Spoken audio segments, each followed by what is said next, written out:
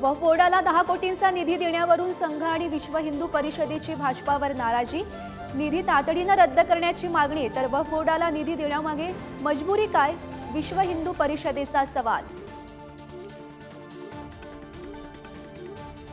अजित पवारांच्या क्लीन चिटला अण्णा हजारेंचा आक्षेप। शिखर बँक घोटाळा प्रकरणी हजारेंकडून सत्र न्यायालयात आक्षेप। निषेध याचिका दाखल करण्यास वेळ मागितला। क्लोजर रिपोर्ट लटकण्याची शक्यता। शरद पवारांनी ठरवल्यास महाविकास आघाडीत पहिली महिला मुख्यमंत्री होऊ शकते। आमदार रोहित पवार यांचं मोठं विधान। सुप्रिया सुळेंच्या मुख्यमंत्री पदाच्या दावेदारीच्या चर्चांना उधाण। भाजप बाउन्स बॅक झाल्याशिवाय राहणार नाही, उपमुख्यमंत्री फडणवीसांचं वक्तव्य। तर विजय मिळेपर्यंत गळ्यात हार न घालण्याचा फडणवीसांचा निश्चय।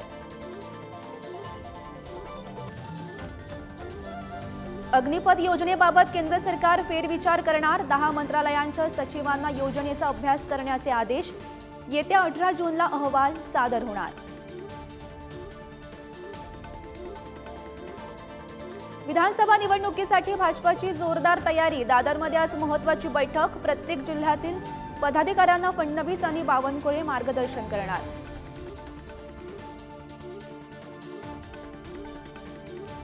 मंदिरातील प्रसादासाठी आता सावरकर प्रतिष्ठानचं ओम प्रमाणपत्र। प्रसाद शुद्ध आणि सात्विक असावा यासाठी नाशिकचे संत महंत सावरकर प्रतिष्ठान प्रमाणपत्र देणार। विदर्भाची पंढरी कौंडिण्यपूरच्या रुक्मिणीच्या पालखीचं आज प्रस्थान होणार। खासदार बळवंत वानखेडे आणि यशोमती ठाकूर यांच्याकडून जोरदार स्वागताची तयारी।